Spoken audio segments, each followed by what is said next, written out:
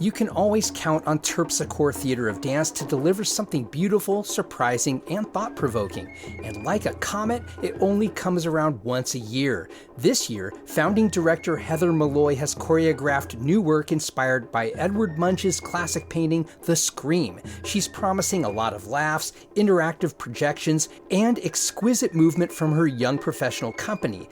Before The Scream runs 3 performances, July 25th through 27th at Diana Wortham Theater. For tickets, go to worthamarts.org.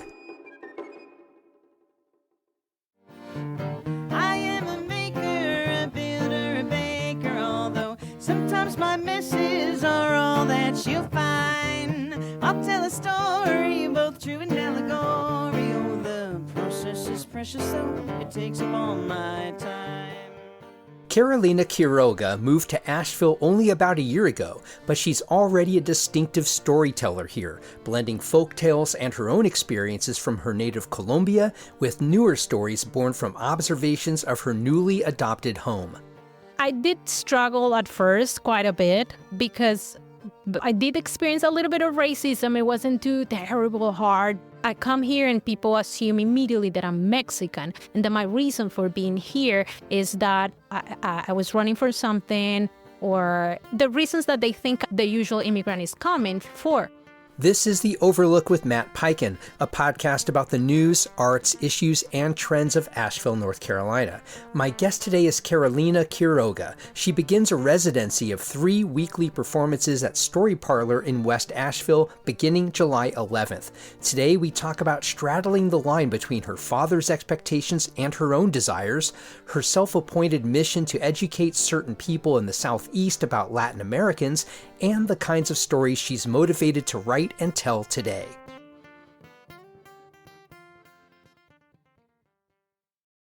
I began my conversation with Carolina by asking what drew her, of all places, to Asheville. It was more like life that brought us here. My husband was looking for a VA job, and he got selected for a VA in Richmond, Virginia. And so we went to Richmond, Virginia to look it up. So I was more like, Virginia is the place. And then we were like, nope, not Richmond, Virginia. We're taking the Asheville one. What was different about Richmond that turned you off, that you found welcoming in Asheville? What was different? It reminded me very much of Dallas. It's very businesslike.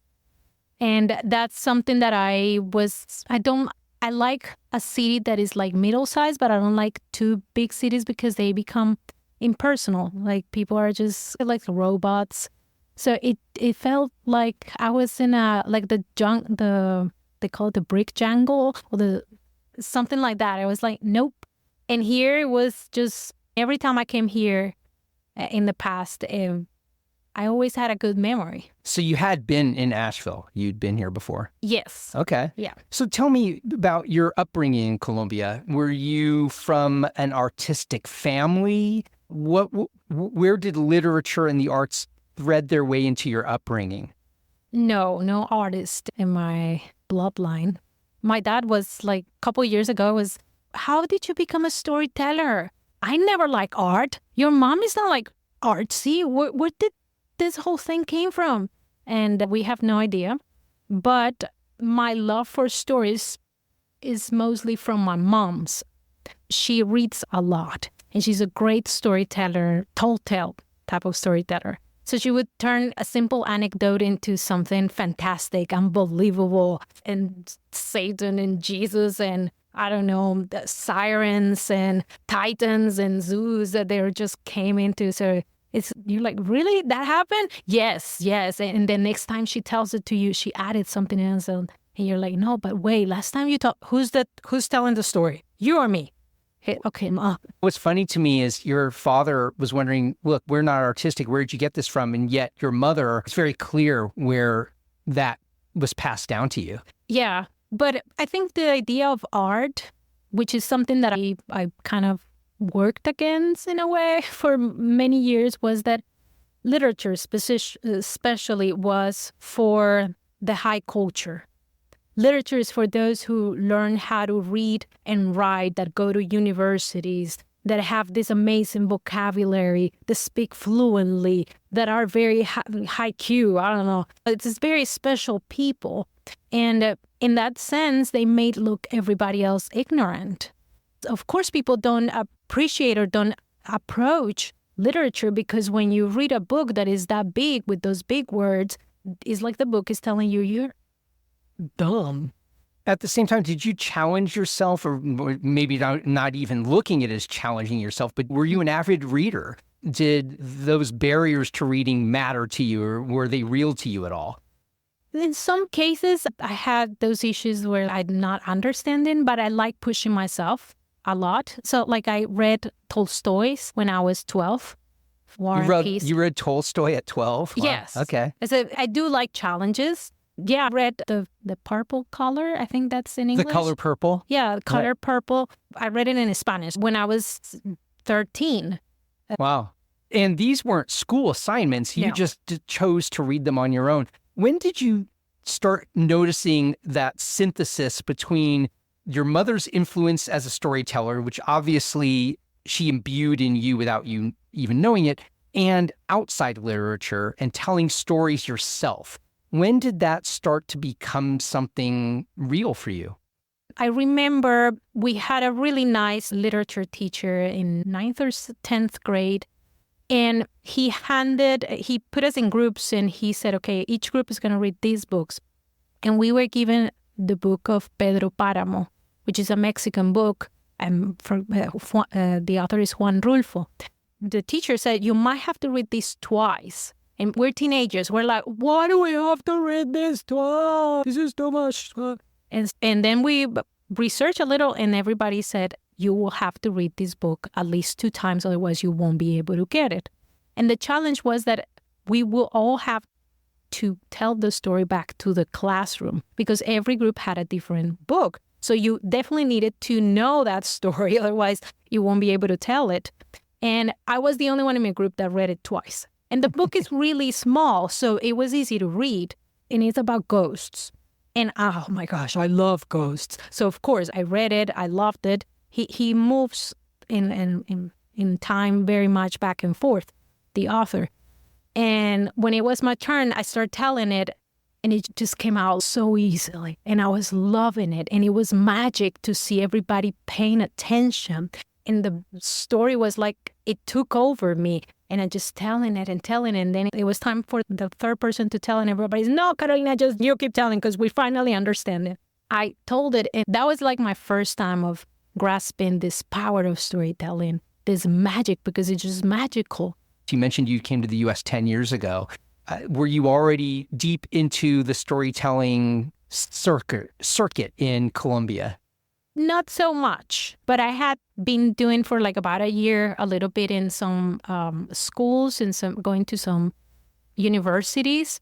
I was part of a group, and I knew some of the best storytellers because, of course, our teacher was like letting us know you have to look at this person. And thankfully, we had YouTube in those times, so we were able to watch some of those videos. And sometimes they would come to the universities, which is very common in Colombia at that time. I don't know these days, but storytelling was very common. What kinds of stories were you inspired to tell early on? That's funny because I was pretty much telling a couple of stories that I wrote. And the teacher had told us, I'm not really good at following instructions. I like doing things my way. He had said, you need to read other people, like short stories to start telling. And I chose not to do that because I was not very used to reading short stories, but novels. I really like really thick historical novels, and switching to short stories it took me probably a decade. And so in my head, I was like, no, I'm just going to write my own stuff. So I remember a story about a tick, and it was an immigrant story, and I wasn't an immigrant yet. This is a story you wrote? Yeah. Okay. While you were still in Colombia? Yeah. Okay. So now that's interesting because I find that there's a certain fork in the road that happens with storytellers or even writers of any kind when you choose to tell stories of your own creation versus stories that are already existing in the world. You started early with your own story or a story you invented. have you always been somebody who's written and told your own stories? You're shaking your head no. Why is that? That's a very good question. Part of me, I never thought I could be a writer or I could write something and put it or maybe having a diary. I never thought, maybe I did have a diary with some friends, like we would pass around and today I'll write and the next day someone writes. But part of that is also because I study engineering, then I study graphic design. So none of those paths were leading me to talk about myself, either in writing or orally. So to me, it was very foreign, the idea. But when it came to write that story, the whole issue of migration was very heightened at the moment. And they were talking about all these people that were leaving Colombia because of the violence. Were you in Bogota? No, in Cali. Okay. Which Cali was at the time, about 20 years ago or 30 years ago, one of the dangerous cities in the world.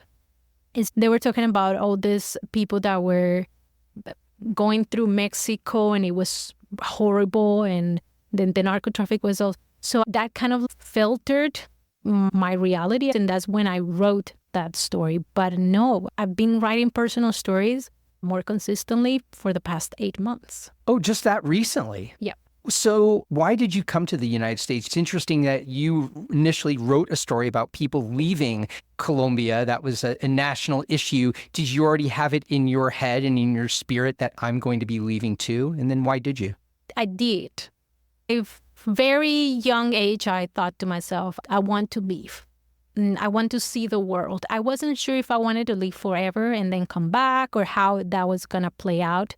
But soon after I was finishing engineering, my dad wanted an engineer in the house. That answers a question I was just going to ask you. I know nothing about you, but I don't see you naturally or natively being interested in engineering. You pursued that because that was your father's wish. Yes. Yeah. Same thing with design or? Yeah. My first inclination when I was about to, finish high school, my dad had the talk and it's like, what do you want to do with your life? What are you going to study? And I said, I would like to be a forensics anthropologist because I love watching those shows where they were digging these bones and all that stuff. And my dad said, nope. What's next? I was like, psychology? Nope. What's next? Sociology? History? And to all the things I said, which were really humanistic. He said, no. And he said, your options are you study engineering or you become a doctor. Which one is it? And I was like, which one is the easiest? I'm going with engineering. And studying engineering, is that what brought you to the United States? No. Actually, what brought me was I turned 30. I had already graduated from all that stuff and worked. And I was not happy with my life necessarily. I was working with arts and promoting arts. And from working with artists, I saw them performing and casting that spell of magic with music or spoken word or whatever it was, dancing. And I said to myself, I want to be there. I want to be on stage. I actually came to do a master's in storytelling because when I turned 30, I had the crisis of the 30s. What am I doing with my life? Where am I going? So I talked to a friend and I said, I think I'm just going to, I have to save some money. I'm just going to backpack to Nepal, sit on a rock or something, just meditate and find my purpose. Because where I'm at, this is not it. I'm good at what I'm doing. People like what I do, but it's not making me happy. And he said, aren't you a part of a storytelling troupe? Don't you sometimes tell stories and stuff like that? I said, yes. Someone from Colombia went to the U.S. and got a master's in storytelling. And I said, that's impossible. No one goes to study storytelling. You just get up on stage or on the plaza and you just start telling. This is not like that type of profession. And he said, no, look it up. To prove him wrong, I looked it up. And there was a master's in storytelling. And that was at East Tennessee State University, right? Because there's a big storytelling, a national storytelling festival that happens near there, right? Mm-hmm. Yeah. So you went there. What did your father have to say about this decision? I applied. And a couple months later, I dared to tell my dad and I said, hey, I applied. And I think they had already said yes. And my dad said, I'm not going to help you. And I said, I was just telling you that I'm doing it. I have the money. And that's it. We had a good relationship. It was just, don't expect anything from me. 8 months passed, and when it was time for me to come to the U.S., my dad said, I'm coming with you. Why? He changed his mind. He came and he helped me set up. He helped me even with money. Was your mother still around, or? Yes. Okay. Yeah. So you went here and studied. How did that either validate or open things for you that just would not have been possible before you even understood that there was a way to get a master's degree in storytelling? When I first came, I didn't have it clear what I was getting myself to, what I wanted to get out of this. To me, it was maybe I just like polish my English somehow and just get back. I don't know. But it was more towards the second year that I started seeing, oh, I'm actually good at this, and there is a need. And the need is what really hooked me and made me consider pursuing it as a career and also staying. To find that need, what was the need that you interpreted? We had to do these practicum hours. And so we had to fill up 40 hours of storytelling. And so you have to go to schools or different places. And every time you would go there, it was like, okay, you're only telling for 10 minutes. So that's what you put in your log. So I had to go to so many places. And after going to so many places, at the time my accent was far more like thicker than it is right now. And this is Tennessee. So the more I was telling like, okay, this story comes from, I don't know, Mexico, Puerto Rico, Argentina, because I was mostly telling Latin American stories because that's what I felt more comfortable with. And people didn't know where things were located. More after this. Hey everyone, before we get into this episode of The Overlook, I want to tell you about a brand new podcast that's all about Asheville, only each episode is under 5 minutes long. It's a daily radio-styled newscast called Wake Up Asheville. It's a morning podcast updating you on all the important local headlines. We check in with every credible local news source, then boil it all down to what you need to know in under 5 minutes. It's designed to tell you what you need to know and let you get on with your day. There's even a Spanish language version called Despierta Asheville. Wake Up Asheville and Despierta Asheville are both free and available every weekday morning wherever you get your podcasts.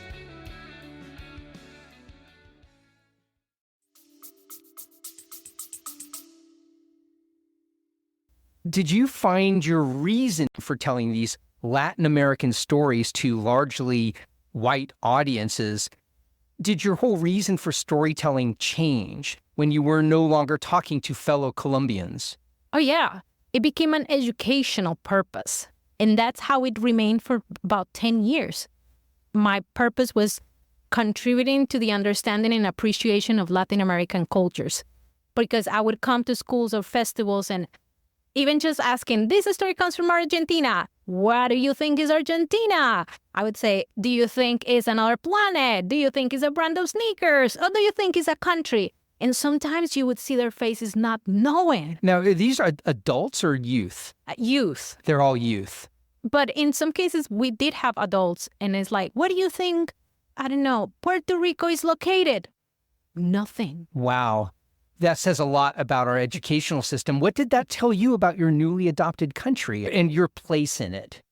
I did struggle at first quite a bit because I did experience a little bit of racism. It wasn't too terrible hard, but you come from a country, your place, where everybody sees you as someone kind of the same. And then I come here and people assume immediately that I'm Mexican. And then my reason for being here is that I was running for something, or the reasons that they think the usual immigrant is coming for. And I was like, no. First of all, I'm from Colombia, which is in South America, and it's not a city in Mexico, as someone has stated. Second, I did not here because I was running from violence or I don't have a sad story. I came here to do a master's in storytelling. My plan was to get it and head out, but I fell in love, so I stayed. Now, how long were you in Johnson City? 2 years. Just 2 years. And then you did a lot of work. I noticed when you started performing in festivals and other storytelling events, they were in San Antonio. You did quite a bit early on. Did you move to Texas? Yes. Which I think would exacerbate the misunderstanding that a lot of people in Texas, they see somebody of your skin complexion, your accent, they would think just obviously you're from Mexico, or no, is that not the case? No, but San Antonio did welcome me in such an amazing way. It felt like I had moved back home. It was just like that. Well, there's so many more Latin Americans there. Yeah, and the Mexicans knew I was not Mexican. And even the Caucasian people were like, yeah, you're not Mexican. Because I guess they had already so much contact with Mexican Americans and Mexicans that they were like, it was easy for them to identify, no, you're not. Where are you? It's interesting that your storytelling, you knew or you sensed very early on that there'd be an educational component to it. And then when you moved to San Antonio, no longer was that necessary in the same way. How did your storytelling evolve at that point? I kept it just educational, but this time was more for the appreciation part because now San Antonio is very Mexican oriented, right? So I was like, okay, there's more parts in Latin America. Let me show you these other stories. But being so much surrounded by Mexicans and Americans made me actually fall in love with Mexico so much that I started even a Dia de los Muertos, Day of the Dead show that I've been performing for 10 years because I ended up appreciating so much. And they would tell me their stories. They would tell me some were sad, some were not sad. Everybody has a different story why they're here. And it switched from trying to tell people like where these places are located from let's appreciate that the Mexican culture is beautiful, but we also have these other cultures that are great. And how can we just be friends and be bigger and be stronger? And at this time, you were telling other people's stories. You were telling already composed, written stories. Yeah, it was either myths, legends, folktales, literature pieces. Yeah, that was it. I was not doing any writing on my own. Interesting. And that only until about 8 months ago, that was the case. Why did you start shifting just that recently to your own voice? I think the reason has different point origins. And one is the language. Writing in English about myself feels weird. So it's maybe I should write it in Spanish, but then, I have to translate it. Then there's also the older generations pass on to my generation the whole thing of don't talk about the things the pains, the wounds. No, those are things that you have to leave at home. It's like you wash the clothes at home, lava la ropa en la casa. Don't do it outside. So don't talk about, because the moment you talk about yourself in front of others, they're going to know about us. Does it make sense? It totally does. And at the same time, you said just a little while ago, part of the myth you were dispelling is, no, I didn't come from trouble. I'm not running away from something. And yet now when you're writing your own stories, you are exposing some things that are maybe less than sunny. What were you interested in telling people about yourself? I'm actually very interested in talking about many things, but I had to start with the easiest. And the easiest was to talk about my journey here, my first couple of years as an immigrant, as a student. Your first couple of years in Johnson City. Yeah. Which are it's an hour away from here. It's relevant. Yeah. What did you think that you wanted to harness from that experience 10 years ago that is still very active for you and relevant today that you think audiences in Asheville needed to hear? For instance, the last story that I wrote is called On English because like the sound sh in Spanish doesn't exist. So but for Spanish speakers, sometimes the sh or the th are very hard to pronounce. So part of my experience, which at the time was painful, and I was highly depressed the first year when I came here, and I went the first 3 months, I almost left and went back home because I was like, nope, this was a mistake. I thought I knew English, and clearly I don't. People are not understanding me, and I'm not understanding them. Of course, the Tennessean accent had something to do with that. And how I forced myself to try only speak in English, write in English, listen in English, be surrounded by mostly English speakers. I really pushed myself hard in that aspect because I wanted to be understood. But at the same time, what I ended up was repressing and putting away other things that were my culture, what really made me happy and all that. Although I was telling Latin American stories, but in English. And I wasn't putting too much Spanish in it because I was afraid. Once someone said, there's a story that has a bit of Spanish in it, but it's a joke. And someone in the audience shouted, "Speak English!" That and hearing all this rhetoric on the news of all these things that are happening to other Spanish speakers made me block that. And I said, I have to only speak English. Wow. I would think in some ways you would have a little defiant streak in you, and that might make you more determined to at least have a bilingual story or to float in and out. But no. No, because I had some weird experiences. Like I was one time in San Antonio. And curiously, most of the Caucasian people that I met have been incredibly amazingly nice with me. But I was at a conference or something, and I was at my booth, and a lady came and she looked like me. And so I thought immediately I can speak Spanish to her. And I started speaking Spanish, and she said, I only speak English. And she had a last name here that was Hispanic. And I said, your name? And she said, really mad at me. My people have been in this country for centuries. I was like, boom, that opened a whole door, a door that I had never seen, which is Hispanics have been here also for very long. And I was making an assumption that everybody that looked like me had just arrived a couple decades or years. And so that also made me like, maybe I should just only speak English. And the few times when I have someone that spoke Spanish and they wanted, we would engage. But I just closed myself in that sense. And it was until last year with this Mexican-American old man that I was talking once, and he kept weaving English and Spanish into English, and so beautifully, although he was surrounded by a bunch of English speakers, and everybody was like, yes, and happy around him. And I was like, can I do that? And they won't be mad at me. And so that story I wrote is, he taught me that I don't need to be ashamed or embarrassed or afraid, that it's their problem.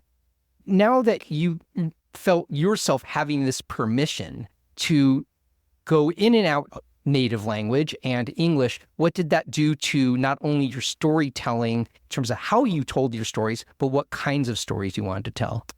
I think it made the stories like it fits better, like the shirt or the dress just fits better. Before it was like more like imposed. Yeah, I would imagine too that there are certain phrases that just don't exist in English, that there are certain things you say in Spanish that there is no equal, or at least easy equal in English, and also vice versa. Yes, that's true. That's true. And sometimes I'm bringing it more and more into it, becoming more organic. And sometimes I'm like, maybe I need to translate.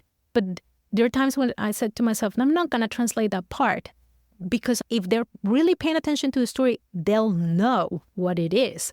And I've heard people laughing, English speakers, laughing in the moment when I said something in Spanish. Maybe they speak a little Spanish or maybe they don't. But I heard them laughing. And to me, it was like, oh, there's something much bigger than this mere language that we think is only necessary for communication. There's something else. Like, I don't know what it is, but there's something that helps us comprehend much better what's happening. It could be just the gestures or the fact that the story was leading us to that. Yeah. Let me ask you, what did your father have to say when he started watching you perform your stories for the first time? My father is like a robot. So he's an engineer. He has a PhD. He studies a lot. The first time he came, I was in a museum in San Antonio doing a Mayan storytelling. I fell in love with the Mayan culture, and they hired me to come and tell Mayan stories. And my dad came, and he was like, that was muy bonito, muy bonito. That was good, but I really didn't understand. Because my dad is a very logical type of person. The fantasy or the storytelling aspect to him is a little harsh sometimes.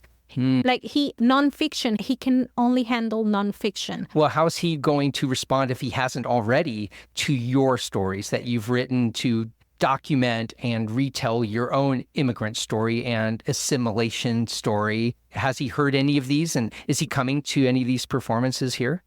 They're in Colombia. He hasn't come back since that time. He hasn't heard those stories. And I would be curious to hear what he has to say, because that's something that I never told him, that I was depressed during that time, that I almost left and dropped everything and went back. Because the moment he actually came and helped me, and my family and my friends were all proud of me. Carolina, you're going to the United States to do a master. We're so proud of you. You're making it. And here I am, like, all depressed. And to finally let them know that it wasn't all rosy and all amazing, and it wasn't actually pretty hard. I had to confront my ego so much, a depression that I never had before, feeling alienated, but also humbling up, because I had some ideas about myself, how tough I was, and all of a sudden, life stripped me off of all that and said, you have to start again. So how do you spend your days now? What's your work? What do you do? Stories are the central part of everything. I read a lot. I've been trying to force myself to write once a week at least. I have some stories already written, and they're personal stories. Some are, I try to write them at first. Okay, maybe this is healing in a sense, something I haven't talked about it before, not with anybody. But then I see a point, like, okay, I really want to tell this, but I don't want it to come with, this is my healing moment. I want to come with something else. So I rewrite the story several times until it comes something that I'm like, yes, this is it. This is my lesson. Doesn't need to be anybody else's lessons, it's just mine. And so that's when I come to places like this, to Storyteller, to tell the story. Do you see yourself always staying in the U.S. as your home base now, or do you still have ideas of going back to Colombia on a, if not a more permanent level, and maybe, or on a part-time level, and having that culture and family close to you and still be relevant to you? I think I'm going to be staying here. The world is getting really tricky everywhere. This country is getting really tricky. It is, but Colombia is also getting tricky, although it's always been trickier. But last time I went, I just couldn't handle it. At the time, I wasn't yet a citizen. I've been a citizen for 6 months. And ever since I became a citizen, I'm starting to, there's a weird change in me. And the more I keep feeling that change, is like, it looks like no matter what, I am staying here.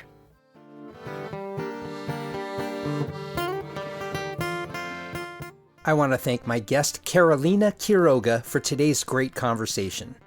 If you value the Overlook's place in Asheville's media landscape, please consider joining dozens of others who are supporting the show through my Patreon crowdfunding page. Become a member for as little as $5 a month. Visit patreon.com/The Overlook Podcast.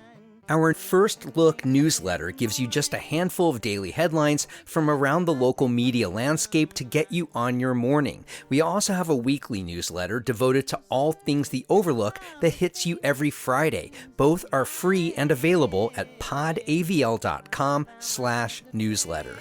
The theme song for The Overlook, Maker's Song, comes to us courtesy of the Asheville duo The Resonant Rogues. The Overlook is a production of Podcast Asheville. New episodes come out every Monday, Wednesday, and Friday wherever you get your podcasts. You can find us on any social media channel at AVL Overlook.